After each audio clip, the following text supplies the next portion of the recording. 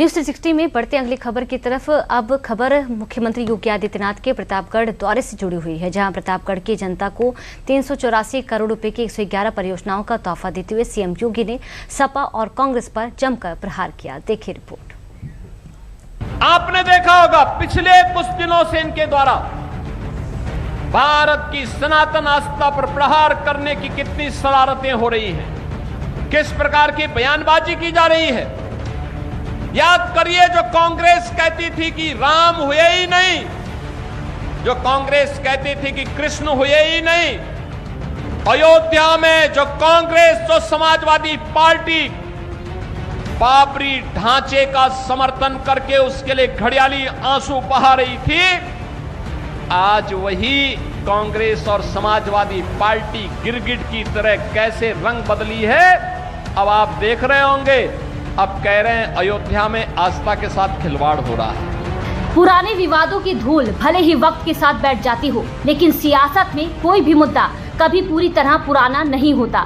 चुनावी राजनीति में पुराने बयान, पुराने रुख और पुराने फैसले समय समय पर फिर चर्चा के केंद्र में आ जाते हैं। प्रतापगढ़ की धरती से मुख्यमंत्री योगी आदित्यनाथ का ताजा बयान भी इसी राजनीतिक परंपरा को नई धार देता नजर आया।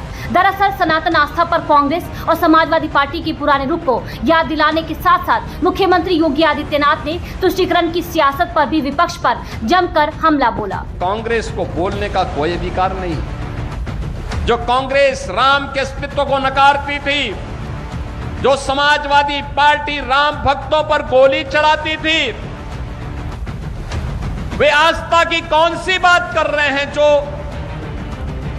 धार्मिक हिंदू विरासत से जुड़े हुए धार्मिक स्थलों के पुनरुद्धार का पैसा कब्रिस्तान की बाउंड्री वाल पर खर्च कर देते थे, वे लोग कौन सी आस्था की बात कर रहे हैं। उनसे पूछना चाहिए, वे जब तुम्हारी सरकार थी तब तुम राम भक्तों पर गोली चलाते थे, जय श्री राम बोलने पर लाठी डंडा चलाते थे। कांग्रेस सुप्रीम कोर्ट में तक बोलती थी कि राम तो हुए ही नहीं। ये कांग्रेस के हाल थे। देश की सबसे बड़ी, सबसे प्राचीन पुरानी पार्टी, राजनीतिक पार्टी इस प्रकार की बात उस समय कहती थी। लेकिन बहनों और भाइयों, अब यह देश कांग्रेस और समाजवादी पार्टी के चंगुल में नहीं फंसने वाला है। सियासत में भगवान राम केवल आस्था का नहीं बल्कि वैचारिक और राजनीतिक विमर्श का भी बड़ा केंद्र रहे हैं। अयोध्या में राम मंदिर निर्माण के बाद राम के नाम पर सियासत का स्वर और तेज हुआ है। समाजवादी पार्टी की सरकार की फलसफे को बयां करने के बाद सीएम योगी यही नहीं रुके, बल्कि उन्होंने राम और कृष्ण को लेकर समाजवादी पार्टी और कांग्रेस के रुख पर भी करारा कटाक्ष किया।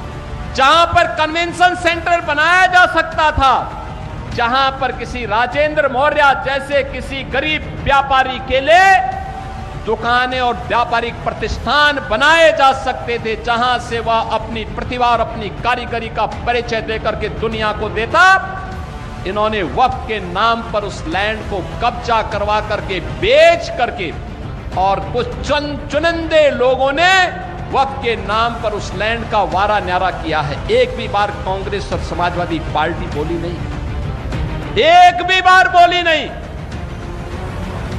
अयोध्या के बारे में तो मैंने पिछले दिनों ही कहा था। अयोध्या में श्री राम जन्मभूमि तीर्थ क्षेत्र न्यास ने उत्तर प्रदेश सरकार से एसआईटी के गठन की बात की थी, और मैंने कहा था एसआईटी दूध का दूध और पानी का पानी करके रहेगी।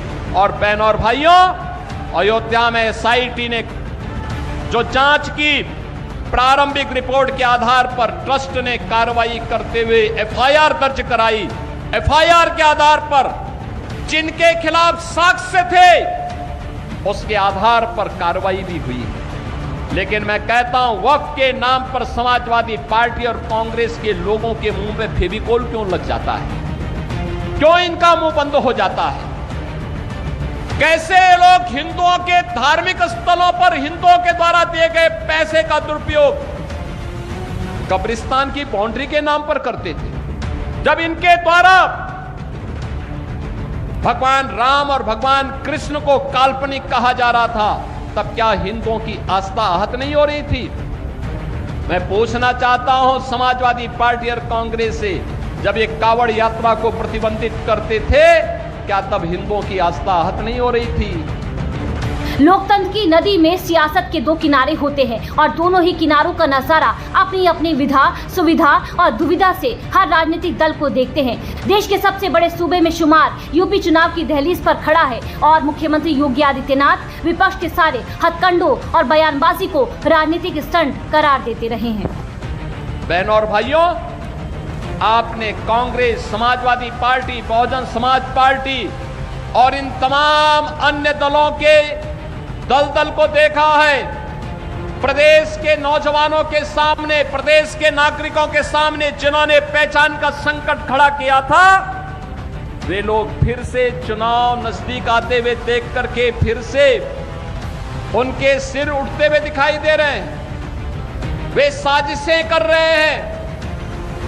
आज जो प्रगति दिखाई देती है, आज जो पहचान के संकट से मुक्ति मिली है, उपद्रव से मुक्ति मिली है, आज जो उत्साहपूर्ण वातावरण यूपी के अंदर है, आज जो यूपी की प्रगति है, यह प्रगति इन विपक्षी दलों को अच्छा नहीं लगती है।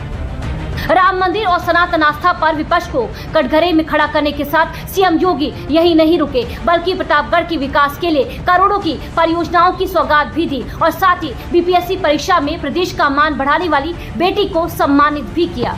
मंगलवार को प्रतापगढ़ के दौरे पर पहुंचे मुख्यमंत्री योगी आदित्यनाथ ने कई परियोजनाओं का लोकार्पण और शिलान्यास किया। सीएम योगी ने 384 करोड़ रुपए की 111 परियोजनाओं का शिलान्यास और लोकार्पण किया और साथ ही सीएम योगी ने बीपीएससी टॉपर श्रद्धा पांडे को मंच पर सम्मानित किया। सीएम योगी ने श्रद्धा पांडे को आईपैड भेंट किया। बता दें कि श्रद्धा पांडे बीपीएससी टॉपर है। श्रद्धा प्रतापगढ़ की रानीगंज तहसील के पचरास गाँव की रहने वाली है। श्रद्धा पांडे ने 20 जून को बिहार लोक सेवा आयोग की परीक्षा में 593 अंक हासिल कर टॉप किया था। विकास से विरासत को जोड़ते हुए प्रदेश के हर जिले में यूपी सरकार ने बेहतर काम किया है और साथ ही कानून व्यवस्था में भी जबरदस्त परिवर्तन आया है, क्योंकि बेहतर कानून व्यवस्था किसी भी प्रदेश की पहली जरूरी शर्त होती है। कानून व्यवस्था के अभाव में ना तो निवेश आते हैं और ना ही नीतियां सफल हो पाती हैं। मगर मुख्यमंत्री योगी आदित्यनाथ की अगुवाई में प्रदेश ने जो कानून का राज कायम किया है, उसका मिसाल आज दूसरे राज्यों में भी दी जाती है।